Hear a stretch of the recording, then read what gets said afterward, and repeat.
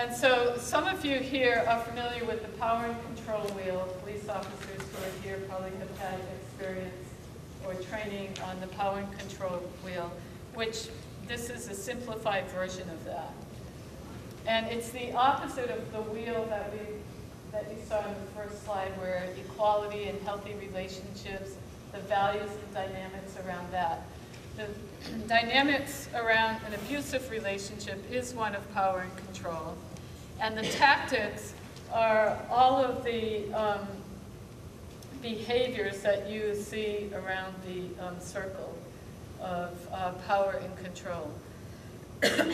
Those tactics of control, a person who is abusive will incorporate one or several of these tactics of control.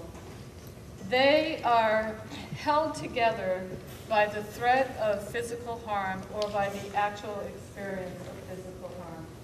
So it's not always necessary for there to be physical harm when somebody is experiencing domestic violence. The threat alone is enough to keep people in place and to alter their decisions about what they want to do in life. So some of the tactics of control are intimidation. I think that's pretty clear when we're talking about what that means. There is manipulation, economic abuse. Economic abuse can be, as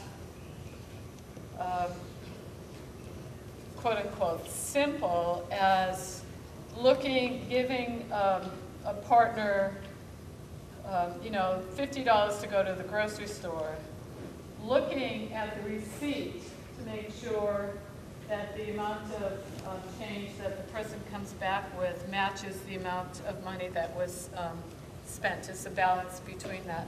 And it can be as extreme as not allowing the person to go to work, not allowing the person to continue educational dreams, that only one person is involved in making the significant financial decisions within the relationship, and controlling all aspects of finances in that house. Minimizing and denying, that is one of the hallmarks of people who use violence. And emotional abuse, and children is the other piece, I think, that many of you see happening in the work that you do in your local communities. The threat, if you leave me, I'll take the kids, is basically what it comes down to. And that happens in a number of ways. Kidnapping, through the courts, through divorce, and there are enough stories and enough realities that happen on a day-to-day basis over and over and over, where victims of domestic violence know that taking the kids is a real possibility.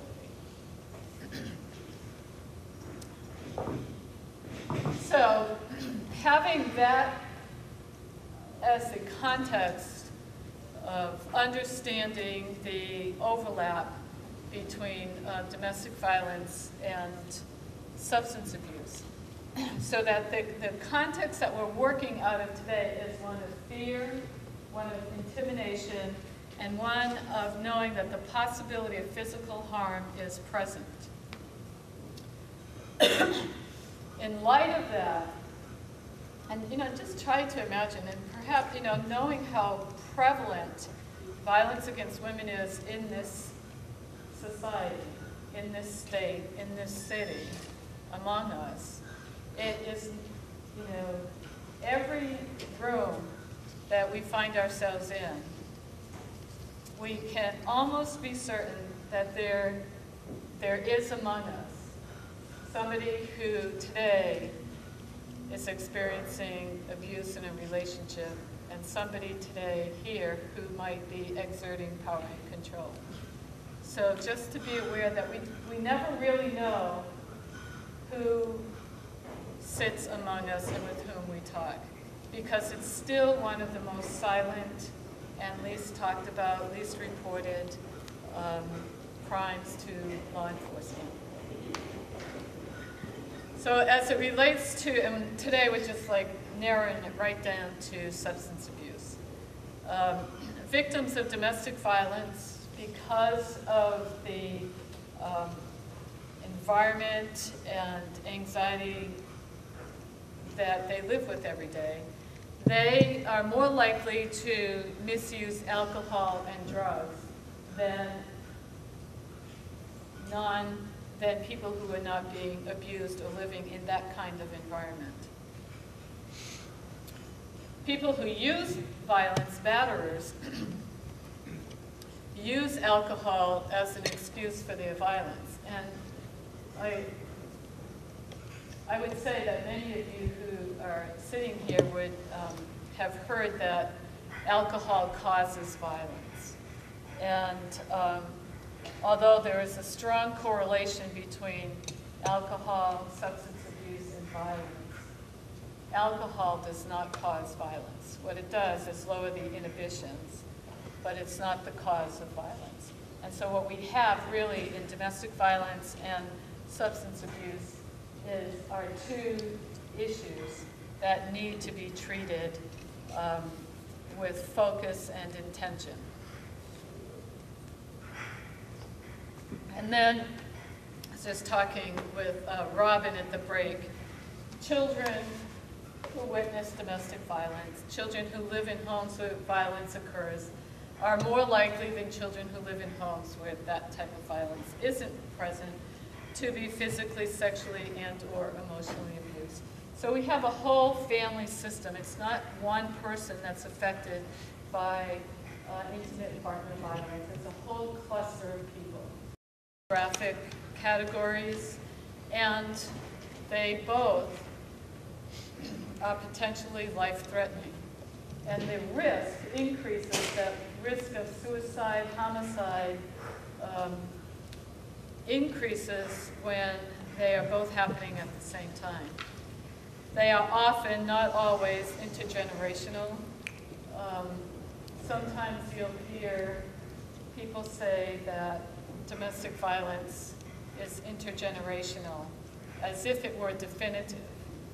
It's true that children learn from the environment within which they're raised, but you could have two brothers being raised in the same household where violence occurs, and one at some point will make the decision, will say, I don't ever want to treat a person like I see what's happening in my family. And the other will take on that kind of modeling. And you have one brother who becomes abusive in relationships and another who is not. So it's not definitive in terms of intergenerational. Perhaps the same thing as substance and alcohol abuse, and you all know a lot more about that than I do. Both domestic violence and substance abuse tend to become progressively worse if there's no intervention, if there's no treatment, if these cycles continue to occur over and over again. That all family members are affected. And in terms of domestic violence and substance abuse, they both typically involve denial. I don't have a substance abuse problem. I'm not abusive. I'm not really being hurt that much. And so it makes it harder for helping professions to become part of the solution to encourage and work with people to move out of those destructive behaviors. Domestic violence and substance abuse result in social isolation for individuals and families. One of the tactics of control of domestic violence is isolating the family from social involvement in the community. And they both often lead to other kinds of problems, legal, financial, and health issues.